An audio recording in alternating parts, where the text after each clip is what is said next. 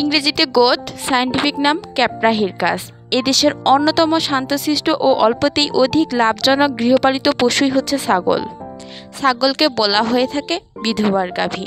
অতি সামান্য খরচে সধবা কিংবা বিধবা মহিলাদের দ্বারা লাভজনকভাবে ছাগল পালন সম্ভব বিধায় একে বলা হয় বিধবার গাভী।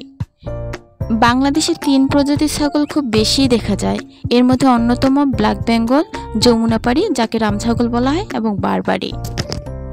ছাগল মূলত পালন করা হয়ে থাকে মাংস উৎপাদন, চামড়া উৎপাদন ও বিশেষ ক্ষেত্রে দুধ উৎপাদনের জন্য। ছাগল পালনের ক্ষেত্রে ছাগলকে রাখা হয় মূলত বদ্ধ পদ্ধতিতে, মুক্ত পদ্ধতিতে এবং অর্ধমুক্ত পদ্ধতিতে।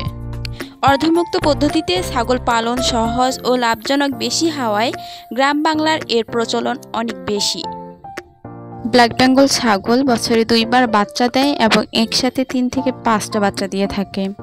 রোগ প্রতিরোধ ক্ষমতা তুলনামূলকভাবে বেশি এবং এরা শান্ত ও অল্প খাবারের চাহিদা থাকে।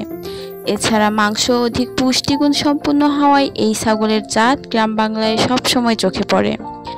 রোগ প্রতিরোধ ক্ষমতা বেশি হলেও ছাগলের বেশ কিছু রোগ অহরহ দেখা যায়, যেমন পিপিআর, গোটপক্স, খুরা রোগ, বর্ডার ডিজিজ, ধনুষ্টঙ্কার ও নিউমোনিয়া।